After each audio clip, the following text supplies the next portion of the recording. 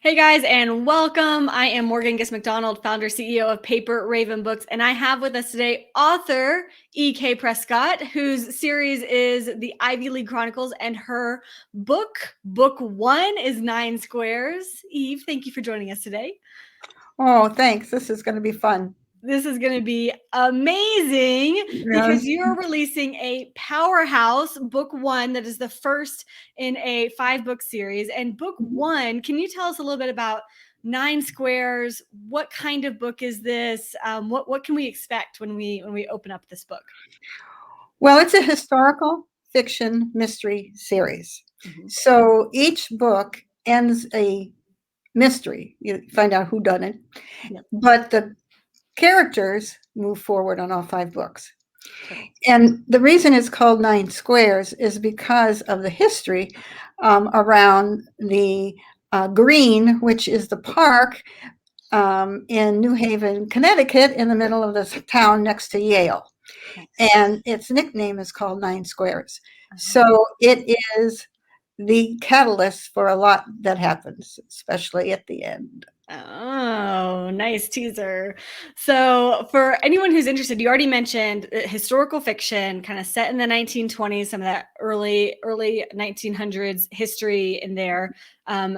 Crime and mystery and lots of sort of like inter-character dynamics and a little bit of, suspense in there. And in fact, right before we hopped on, Eve, you shared with me a review that you got from Reader's Review. They gave you 5 stars. And inside of this review, which was just glowing, the reviewer said, that you developed a story with twists, turns, suspense, and emotion flawlessly. And the reviewer said, while I was reading, it reminded me of the Dan Brown novels I have read, which I'm sure for you as an author is just like, whew, what a comparison. They still went on, to have my book even in the same category in name and sentence and breadth of Dan Brown is very humbling. And I'm floating in cloud 9. So, I'm getting ready to finish up book 2. Will be out in the 1st of October, and book 3 in December, and book 4 and 5 the first of the year. And so it gave me nice momentum, motivation. Totally. And it gives us as like readers a sense of like, okay, I enjoyed, and Angels and Demons or some of these other Dan Brown kinds of things where there's a deep mystery, there's something to be solved, but it's also suspenseful, right? And so we can start to get a sense of kind of what's the flavor of the storyline. And maybe Eve, while we're here, you can also introduce to us who are some of the characters? Like, can you talk to us a little bit about Detective Professor Wikki and Maisie? Like, who do we get to meet inside of Nine Squares? Well, I've always wanted to write a novel at this time in my life, and I particularly like historical series, fiction series, mysteries. So that's what I wrote. But, you get to who are the characters? And so you start thinking about their persona and what you want and their names. And there is a couple authors, historical fiction in London that I really liked. And I gleaned from some of that, their characters description. And Richard seemed normal, but Wikki, I don't know why I picked Wikki. It just had it was like you remember Wikki. And so Richard was developed, and I like him a whole lot. He was developed before Maisie. And Richard was developed, and in a story you have, the guy has to have problems. Yes. So he has, and just to clarify, Richard Wikki, that's his first name and last name, Richard Wikki. Yeah. Yeah. And he has to have problems. So he has a big problem. But he, being from academia myself, for over 30 years, I really liked it that the setting was right next to Yale. So he became a retired Scotland Yard detective with a big problem that his friend got him out of London to heal, and sent him to Yale to heal from his really painful experience. And not until maybe the 3rd book does it say it's time to move on.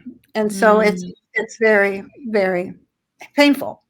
So Wikki is this detective that's a professor, and he misses being a detective. And he gets the opportunity to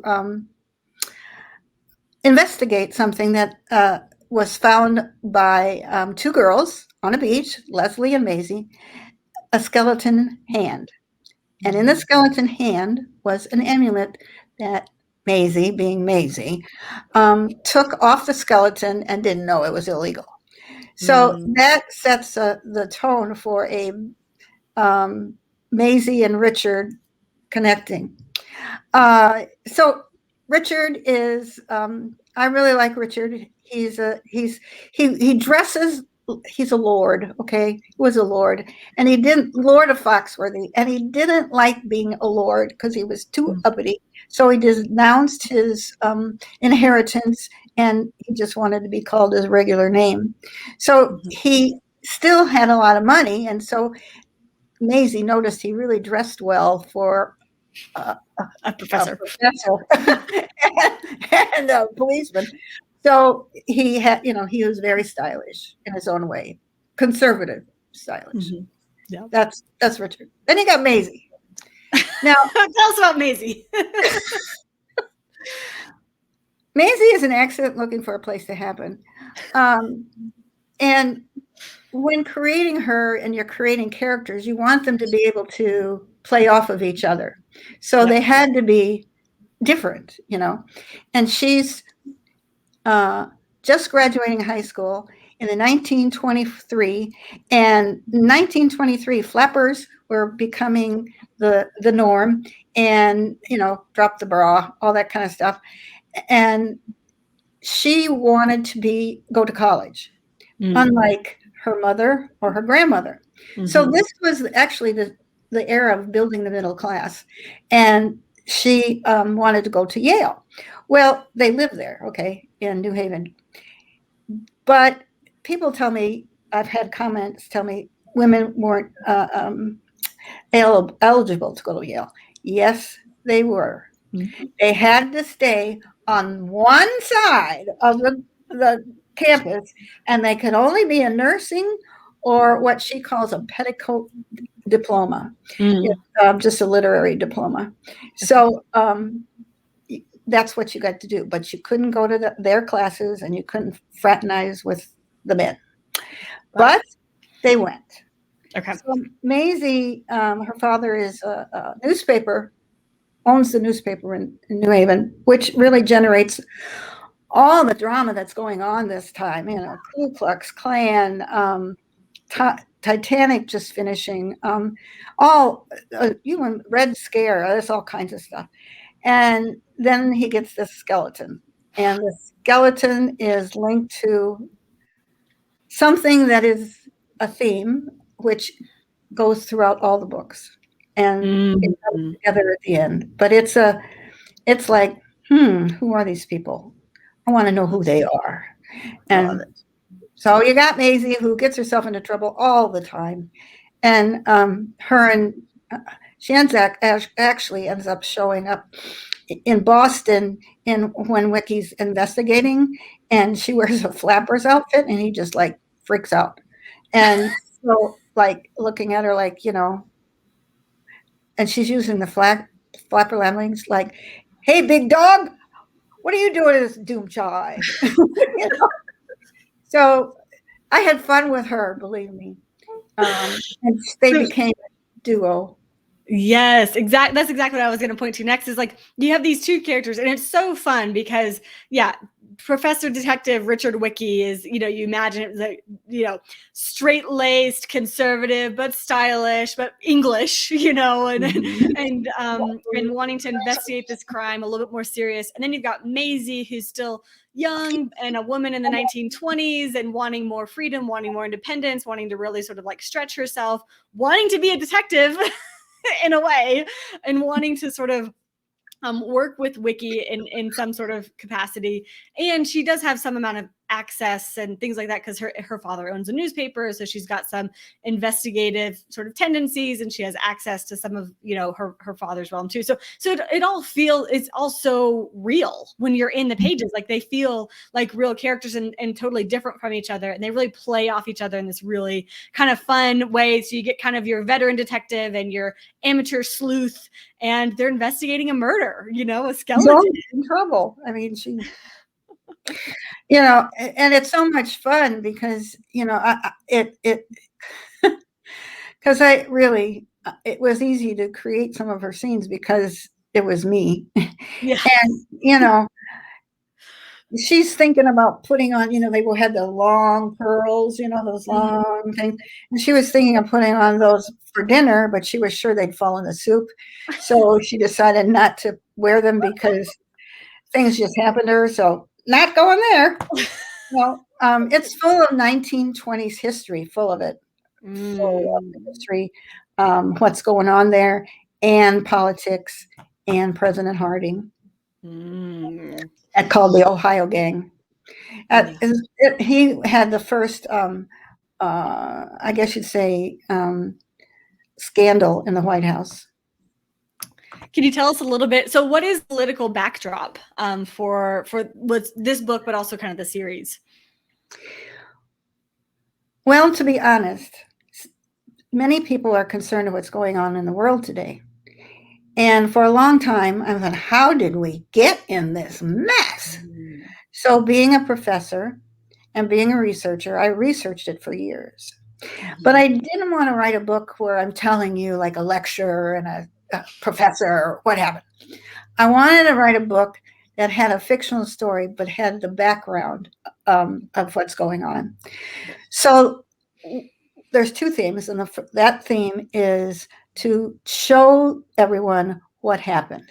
And so all 5 books take you through 1923, 24, 25, 26, and how these organization people, however you want to describe them, did this. And so people are asking these questions. How did we get in this mess? And so it really started before the 1920s.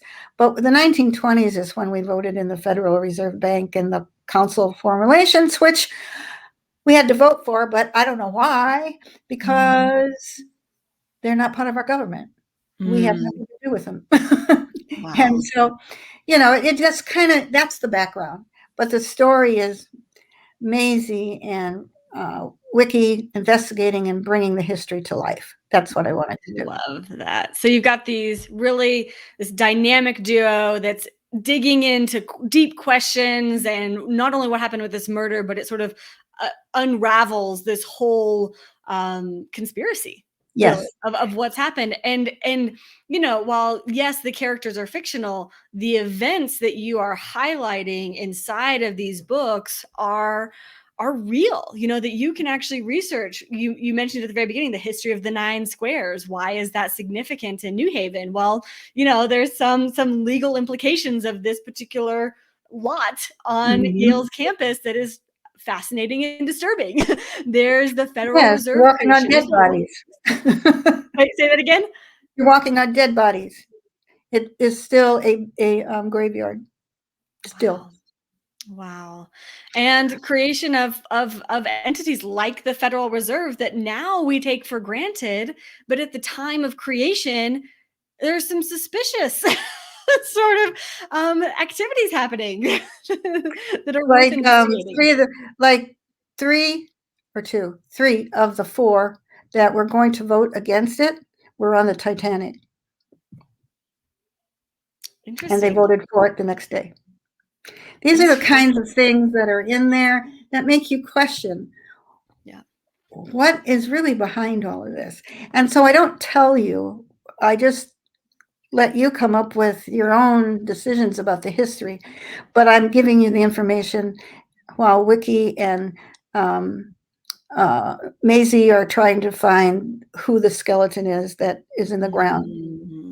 And then, she has to reveal to Wikki that she called it a necklace, and it's not. And he says, do you know you could be arrested for this? And Yeah. Yeah. So that's just the whole thing. Now, in book 2, a whole different setting, a whole different murder, but that one theme keeps going. It's not going to really come together until the end, which is Skull and Bones.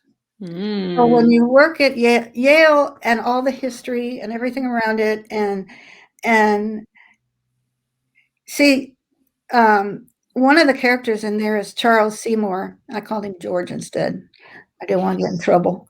He eventually, he was on the council in Europe to create the Council of Foreign Relations. Well, he eventually became the president of Yale. I mean, it's steeped in a lot of our history.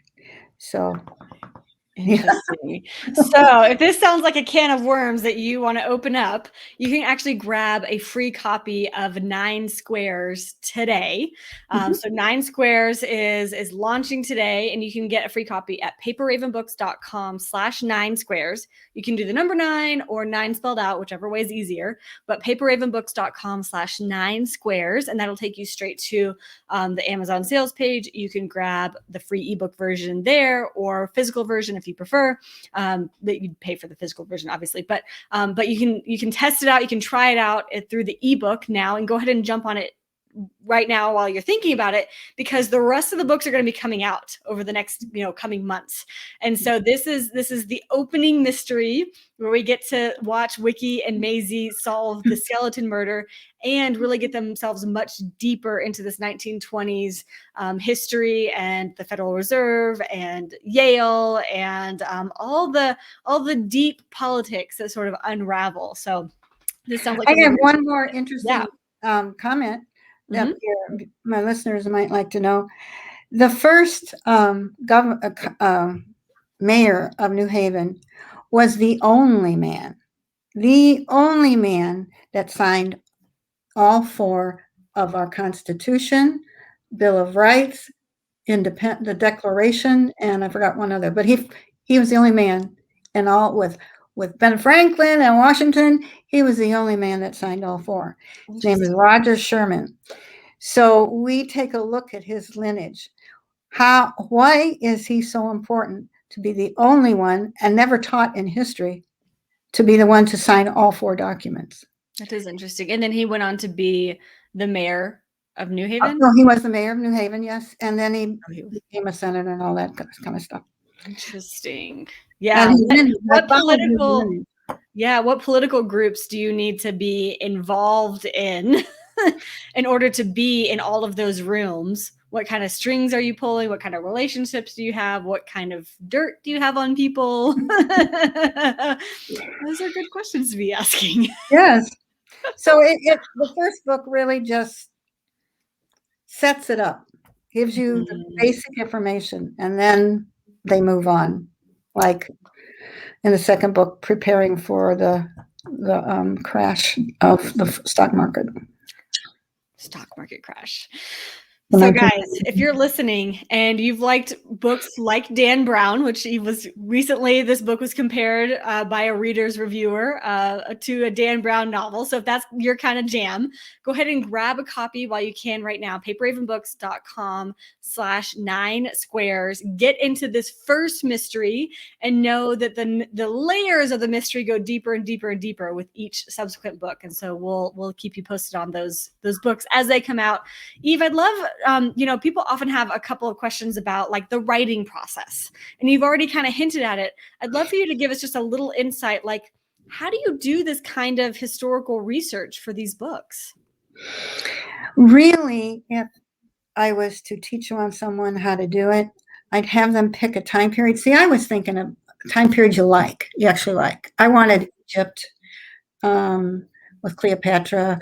I love the Renaissance. But I'm really like the 1920s. Okay. I mean, I can just feel it. So when you're picking a history to write about first, and you've never done it before, I would pick something you feel that you like and you love. Now, I knew nothing about it except, what we see in movies and read in books. So then you start investigating, and you just go. I mean, I found things that I couldn't make up. Okay. And that became part of the book. It became the content of the book. So history that you find, and then you can weave your story around it. So I always recommend you have more research than you can use. And so your research becomes really part of the story.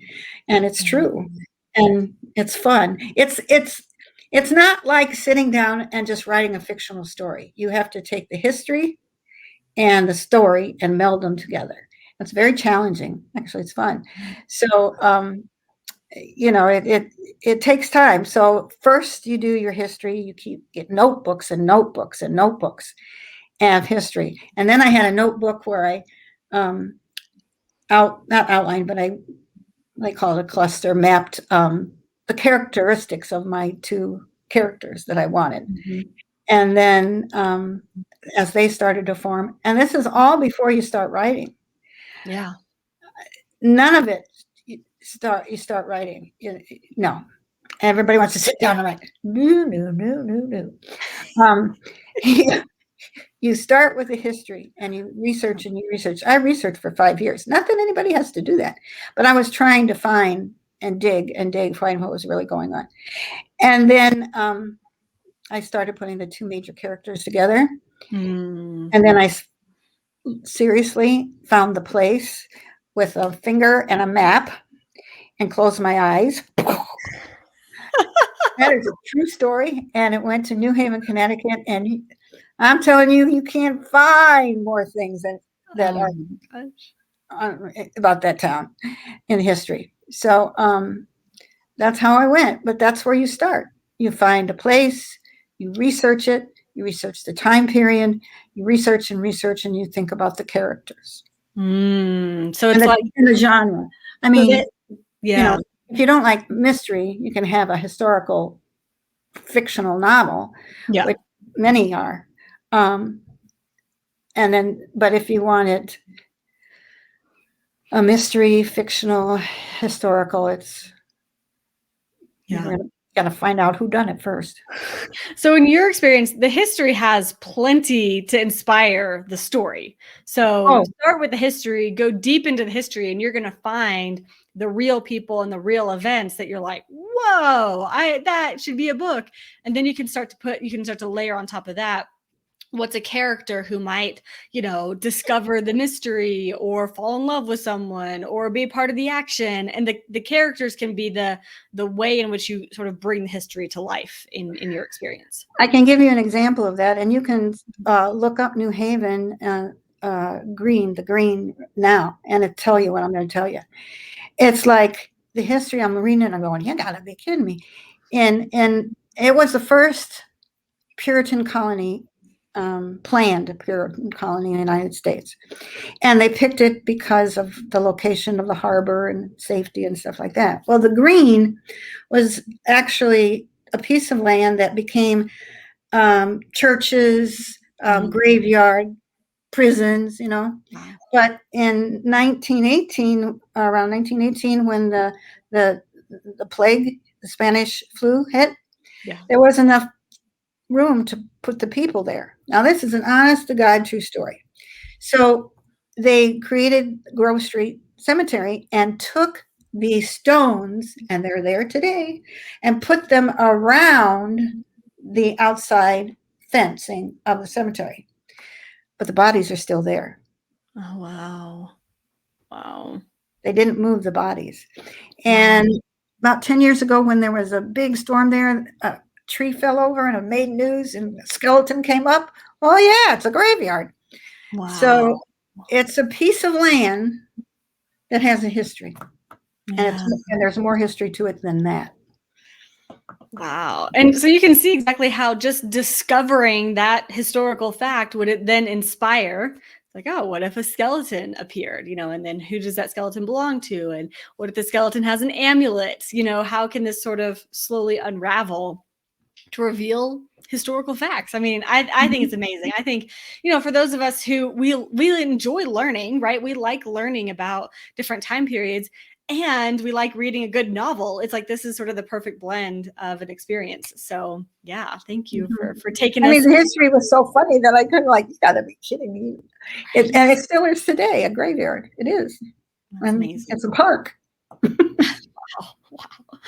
So you guys, if you're watching and you're curious, we would encourage you to go ahead and grab a free copy of 9 Squares today. You can go to paperravenbooks.com/9squares, use the number, or use it written out, whatever is easiest for you, paperravenbooks.com/9squares, and grab a copy. The mystery is going to continue, so jump in right now and read through book 1. You're probably going to binge read it because it is a page turner, and then get ready for the rest of the series to come out over the next coming months.